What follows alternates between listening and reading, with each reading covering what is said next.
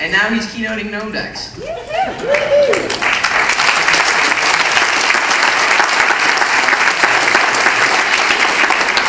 Well, he was listening to Gnomedex last year, so I knew he was a Gnomedexer if anyone was made. Listening to it on the live stream. At some point during the conference last year, Steve Gilmore showed me his laptop with an open IM window of Adam listening to it from home. It was really cool and really nice, and it worked out. I was very happy that just by sending a simple email, that's usually how it works with me. I don't like working through speaker agencies at all. I like going directly to the people. They make much better people to interact with and to speak. And I don't like having to waste your time. And, well, I'm not going to waste any more of your time. Adam Curry.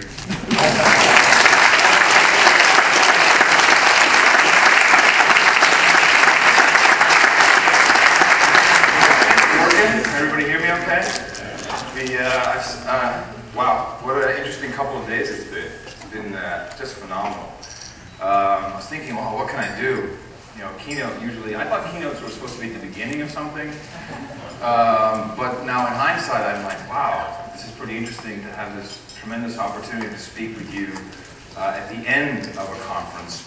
And I was in my hotel room yesterday, or actually the evening before, recording a daily source code. And I realized that it was episode 199. And I thought to myself, wouldn't it be a cool idea to do a source code with you, it being essentially... Oh man, I should talk to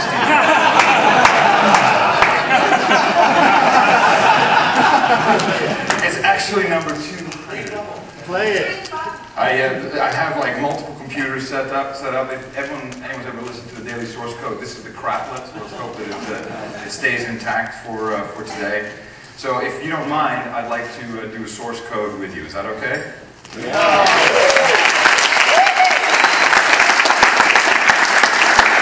Okay. Delta Sierra Charlie 200. Something remarkable is happening here. Radio is springing free of the regulated gatekeepers who've managed what you can hear since radio was invented. It's jumping into the hands of anyone at all with something or nothing to say. With $16 million worth of airplay strapped to my ass. Transmitters? To the next generation radio content in my ears. We don't need no stinking transmitter. I like to think I'm flying into the future. Podcasting is Adam Curry. Well, hey everybody, welcome to the Daily Source Code for June 25th, 2005.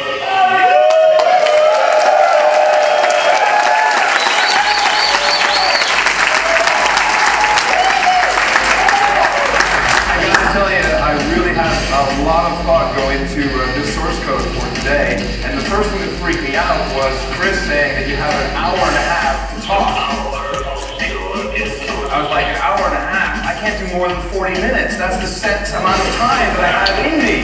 And actually that's very relevant to this particular spot where we are, this area of Seattle, because the 40-minute marker actually came to life when I noticed that Dave Weiner would not hear certain things in the daily source code. He'd say, oh, I didn't hear that bit. I'm like, well, why didn't you hear that? Well, my walk was over. He would walk around this area, right, Dave? His walk was 40 minutes. So I said, well, shoot, I'll keep it to 40 minutes so you can hear everything I said.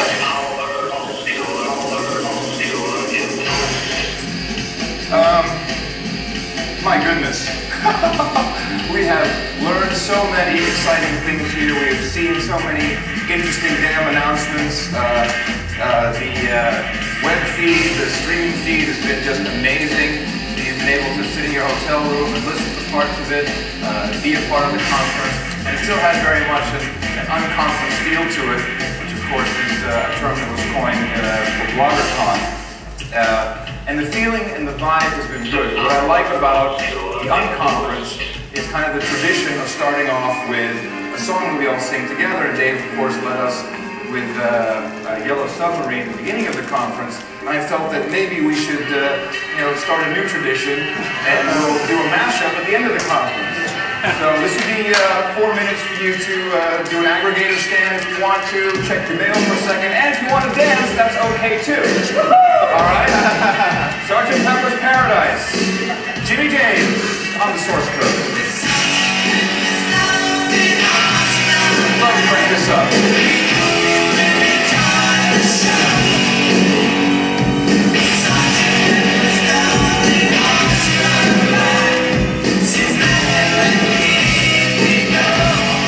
You guys clearly aren't dancing.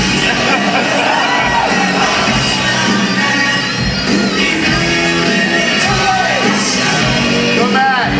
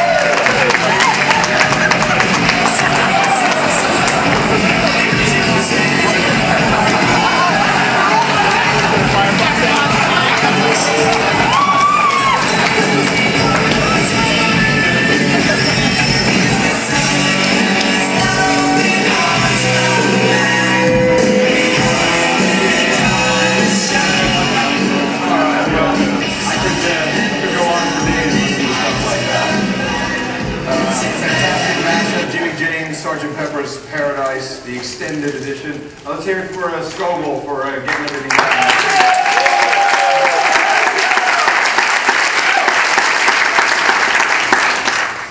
In 1969, some of the brightest and most creative musicians got together for their own benefit.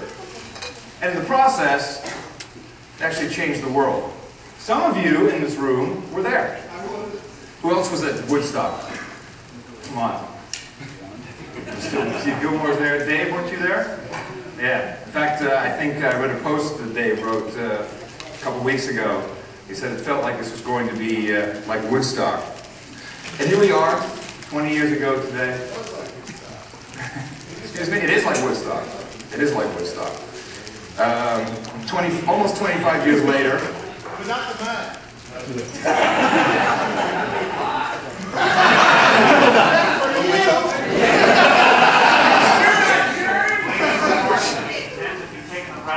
Yes. I think it's the brown Wi-Fi that you got to be careful of. So really, we have several hundred of the most talented, creative, brilliant minds here jamming together with new instruments. And this time the world is listening instead of a couple million. That's a really big deal.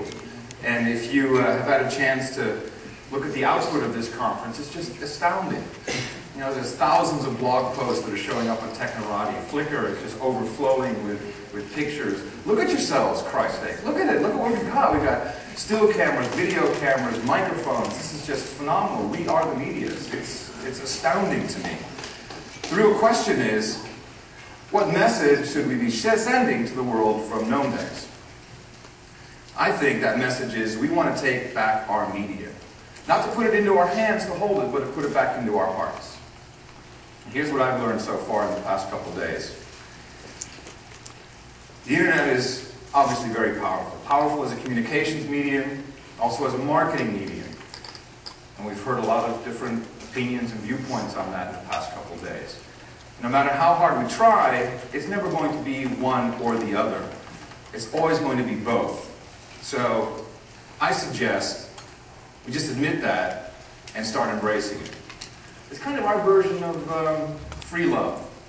Because free love is communications, it's free speech, Free love is for users, it's for developers, it's for lawyers, politicians, big companies, small companies. Free love is for the people. And we need to be continuously enabling that. And we need to bring in our audience. That's what I mean when I'm talking about the 100 million listener mark. We have to let people know that it's happening. We're getting very close. People are starting to catch on to it. So what is it we've been called here, not the early adopters, but what was the term? Exactly. But in order to make this happen, we do need some fuel. Microsoft, we need some fuel from you. Apple, we need fuel. Real, we need fuel. Audible, we need fuel. And we're going to help you sell iPods and music and operating systems, but please keep listening because we're telling you what we want. And we need to get some stuff done. How are we going to get this done? How are we going to get big companies to work with us? How are we really going to get this flowing? Yesterday on the Gilmore Gang, which I thought was a great episode, by the way, I really enjoyed doing that. I drew the analogy between the meeting that Dave Weiner and I had in 2000 that spurred Dave's creation of the enclosure tag in RSS 2.0. I compared that to I think it was a television commercial where one person is walking on the street with a candy bar, the other is walking on the street with a jar of peanut butter. God knows why, it looked right in the commercial. They bump into each other and they both have a taste and it's like, oh, this is a really nice combination. And of course that is what became Reese's peanut butter cups. I don't even know if that's a real story, but I loved it as an ad. So the result of that was 4 years of Dave and I basically sending back huge media files, posting about it, talking about it. He created the first aggregator that understood enclosures. So we had a great experience amongst the two of us, but I think after about 4 years, the peanut butter and chocolate got a little old, and nothing really happened. So perhaps a better analogy is what happened in 2004. I'll take the analogy to the movie Big with Tom Hanks. Everyone see that movie? Now, Dave can be Tom Hanks for this particular example. The magic really happened when we switched places. When I, as a user, became a developer, and Dave, as a developer, became a user. And how did that happen? I don't exactly remember the month, but it was in 2004, and I was receiving new content from Dave. It wasn't, the Grateful Dead MP3. It wasn't, the QuickTime movie trailer. It was something new. It was interviews that Christopher Lydon was doing, and it's like, wow, here's a guy who knows how to interview people, and this is something that's being distributed through this new distribution mechanism, and it's showing up automatically, and I was delighted. What was even better, I'd have to say, is when Dave became so frustrated, that happens once in a while. Became so frustrated with, well, I can't speak on his behalf, but I think with just radio and traditional media, that he wanted to make it himself. And I know that he No, it was Steve Gilmore. It was Gilmore Gang. That was the inspiration. It was Steve who did it. Well, I wanted to get to a different point about that. That's fine. If you're going to get it, give credit, make sure Steve and Gilmore Gang did it. They were inspired. Steve Gilmore was an inspiration to you doing that thing. Yeah, Correct. absolutely. The result was very interesting to me. The result was, and I'm a, quote, professional broadcaster, the result was these programs or shows or audio blog posts, whatever the hell you want to call them, these files that would come down to my desktop automatically that had Dave recording. And it was fantastic. It was completely, everything was breaking, microphones falling, the recording was on when it should be off, it was off when it should have been on, and I loved it. I'm like, my God, this is fantastic stuff. This is so fucked up, it's great, I love it, I need more. I was totally enjoying it. Yeah. But I had my own frustrations because at the time I had about a 45 to an hour long commute in the morning, and so the Radio Userland aggregator would bring down the MP3 files and put them on my desktop, and every morning I'd have to go into the folder, find the file, drag it over to iTunes. iTunes then had to synchronize with my iPod. And that became tedious. It doesn't seem like a big deal, but there were days I said, I don't have any time. I don't have time to go through that sequence. But yeah, it just takes time. And I was frustrated, and I think it was the second BloggerCon, I think. We were in Boston, and I'd asked developers, just I'm sure as Dave, and I know he did, had asked other people, how do I record? What kind of microphone should I use? And probably didn't even get any good input or feedback from me on that, or anyone really. So he took a whole bunch of time to figure out how to do it. And by trial and error, found a recording program that would work for him and a microphone that would work for him. And so I started to do the same because I couldn't get anyone to create that little piece in the middle. I said, it seems to me like, and this is me talking to developers, it seems to me like we should be able to create something that looks at an RSS 2.0 feed with enclosures, identifies as a new enclosure, downloads it, and puts it on my iPod. And every single developer I talked to said, yeah, absolutely, real easy, I'll do it for you tomorrow. Well, that's the same thing as me saying, yeah, Dave, I'll hook you up with the mic tomorrow, because of course it never happened. So out of my own frustration, I built that piece that made life easier for me.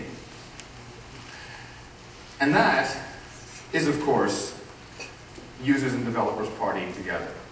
That's really what happened, in my mind, to make this, at least podcasting, to take off. So we finally reached a point where we're able to swap roles, and really, we stepped into a different dimension. It was really unbelievable. We swap roles, we can do that now. We're able to communicate our experiences very quickly and efficiently with each other, which gives us incredible power. And I'm sure that I'm not the only person in this room experiencing this. I'm sure that there are developers here who are having user experiences and learning a lot more about that, and users who are having developer experiences. And technology is really enabling that quite a bit. So here's what I learned as a developer. This shit is hard work. God damn. It's unbelievable. And it's writing. You're writing a language, except you can't flub it. You can't say, oh, well, I'll drop a comma here or a colon there, because with code writing, no way. The interpreter says not going to work. If you're writing for humans, it's a little more easier. Humans are, will let that kind of pass through, and wow. It's an art form. It is 100% art. There's so many decisions to be made, so many different ways to approach a problem, so many different ways to do something. I was blown away, really. Learned so much, and I hope that there are developers who have learned a lot about users. I also learned that the really easy shit gets done last. I think that's pretty critical. So for me, it was very easy to say, please take that downloaded MP3 file and put it on the iPod. And because it was easy, I believe it was overlooked and it wasn't done. And we talk about users and developers. They work at big companies too. Some of you work for big companies, are in this room. And people at big companies make up the DNA of these big companies. They're just people, they're users, they're developers, just people. And big companies can be really helpful if guided correctly, because they have the resources to create any infrastructure needs that we have.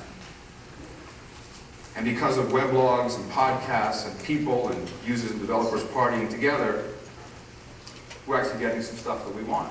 Look at what happened here at this conference. RSS going to be built right into Windows.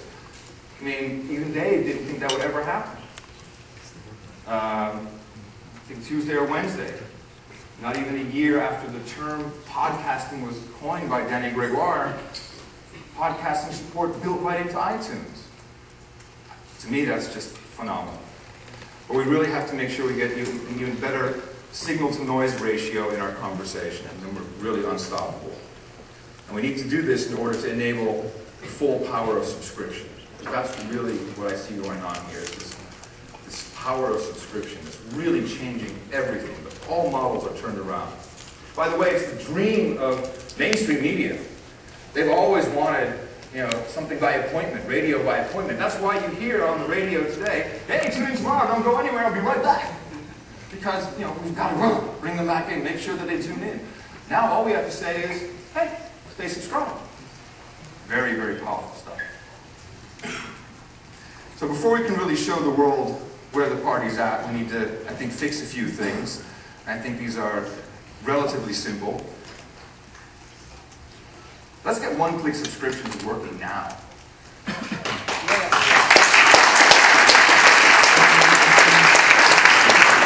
just like the internet is going to be for marketing and communications, there's going to be some formats that are crossover. So there's RSS, there's Atom, there's MP3, there's WMA, there's AAC.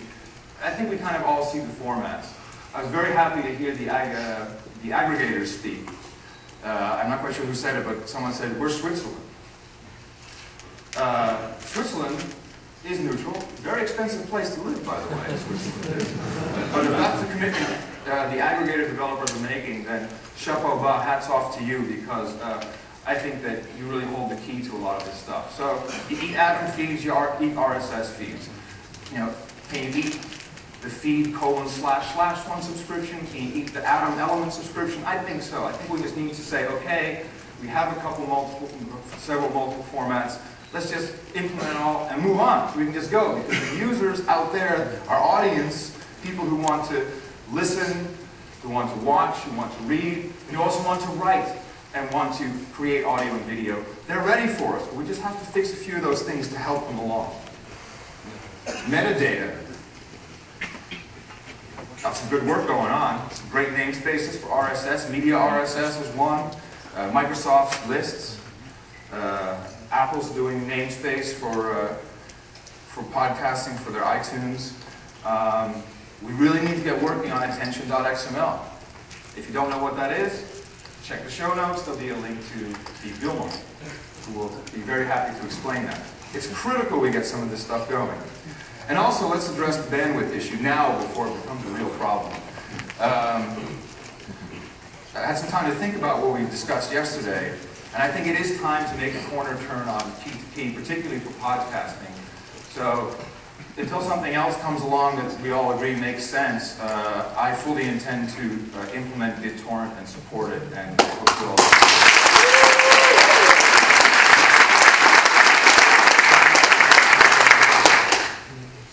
And I have some ideas. I look forward to working with the aggregator developers and the podcast developers on making that work. Because I think we can do it, and if we all bond together, then we can really make some cool stuff happen. It's going to be critical, because the experiences are going to start to degrade very, very quickly as listeners come in, and we just don't have the bandwidth to serve them. Or the cash to pay for the bandwidth to serve them, which is probably even worse. So these things I think are really simple with a group of people that I've seen here, that I've met here. I've spoken to many of you. What I find fascinating is that I know every one of you. You know, we've either corresponded through audio feedback, or heard your podcast, or read your weblog, and you know a lot about me too. It's kind of interesting.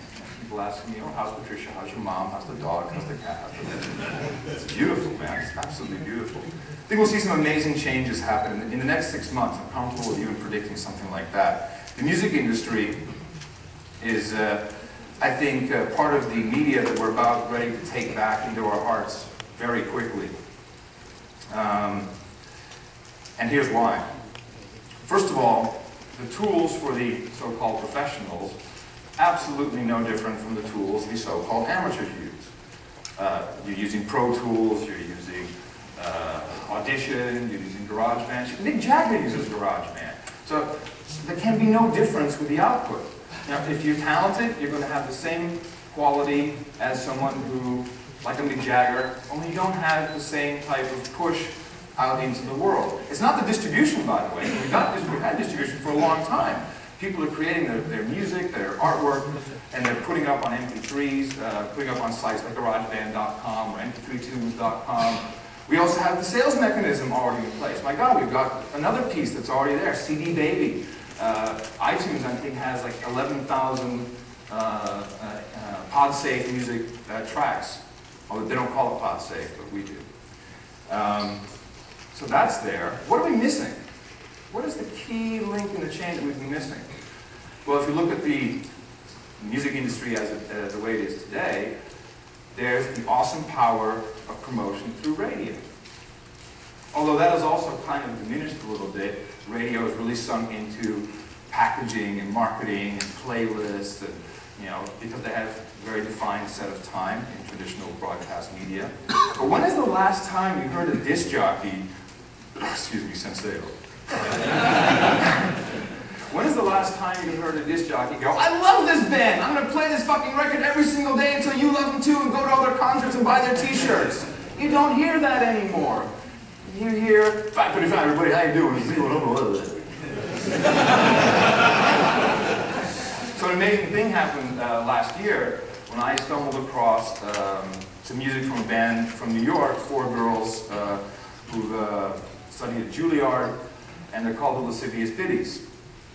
And I love their music, certainly not something mainstream that would make it onto Jack FM or whatever the formats are. And what was nice about it is that I just sent them an email and said, hey, can I play one of your songs on my podcast? Well, sure, we own the rights to that. It's ours. You know, we created it. Go ahead. We'd love for you to play something. An amazing thing happened. After I played it, I got an email from Leanne Westover, the singer for the band. She says, Adam, we sold like 200 CDs in one day. And when you're selling CDs at $10 a pop, but you're putting 90% of the profit into your pocket, that becomes rent money. That becomes pretty significant. Now they're on a 10-day tour. You know, they're selling out 500-600 seat rooms. It's fantastic. Just what was it? I think it was last week. I stumbled across another song. A guy named Rob Koslow. He's in Los Angeles. And you know, when it comes to picking hits, this is something really big in the radio industry. Is you know, you have these music directors and the award-winning, Billboard award-winning music director because they know how to pick the hits. When really, it's just repetition. You know, if you have a song that has what they call the hook, a catchy hook, if you repeat it over and over and over again, you're eventually going to learn that hook, you're going to learn that song, you're going to sing it, you're going to recognize it, and you might even start to like it. In fact, I think you probably will start to like it. That's why commercial jingles work well if they're repeated continuously. So, Rice-A-Roni, the San Francisco treat, we all know that one. And I'd like to teach the world to sing. Who knows that? It's a Coca-Cola song. So, do you go to your iPod and say, can't wait to put the Rice-A-Roni song on my iPod? No, you don't. But you know it. You know it because of the repetition. I think that's a waste of time, really, to get someone to know something. What's much more effective, what's happening now, is podcasters are listening to each other. So when I played, actually I'll play a little bit of it because this is a really beautiful song. When I played this particular track, I got emails from all over the world from people saying, I want to play that song on my podcast. I loved it. Rob Costello sent me an email yesterday. He's been booked now in 1,000-seat room gigs. He's been asked to do movie scores. It's just phenomenal what is happening. And why? Just because we're passing off this information, we're passionate about what it is, and we're sending people straight over to the creator of the music, and he's able to sell it and promote his music online. Just for a couple seconds here. It's really beautiful.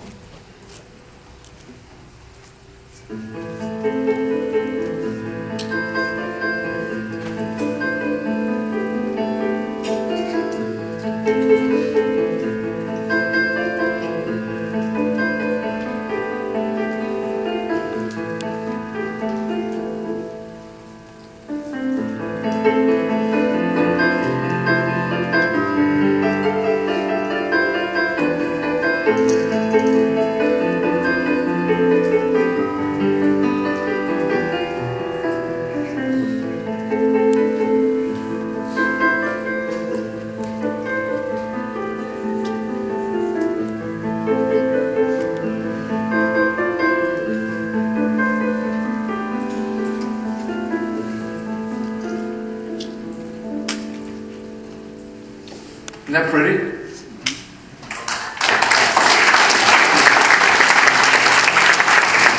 So he's just a guy with a keyboard, recording on whatever tools that came prepackaged with his PC. I don't even know if he uses Mac or PC.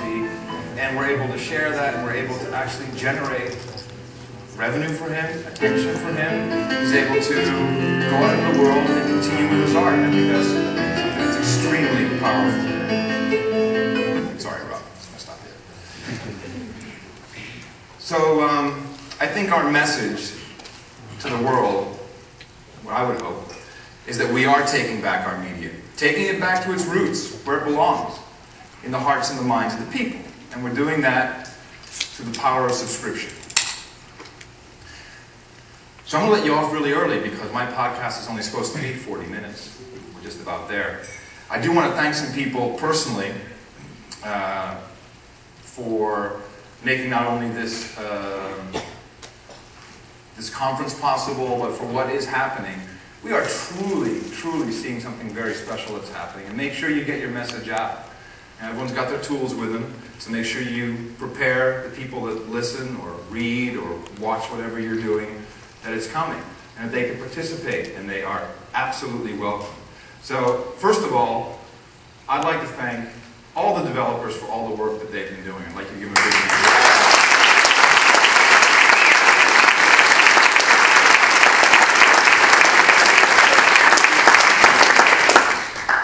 I'd like to thank Dave Weiner for his work on RSS, OPML, weblogs, podcasting. We don't always agree on everything, but I respect you, and I do love you. Dave Weiner.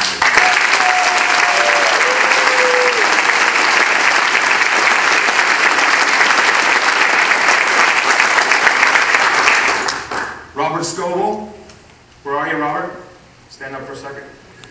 Not only should you be running Microsoft, you actually already do.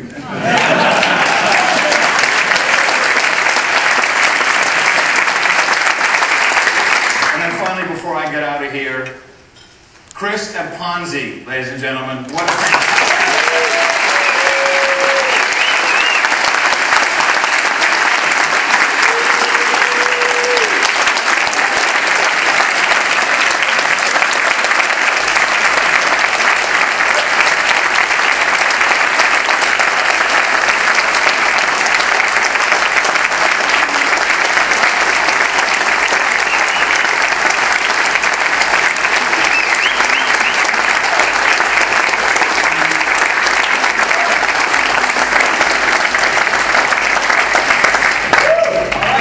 Source code for today, June 25th, 2005. We'll see you all on next source code and at the next Gnomedex. Thank you very much.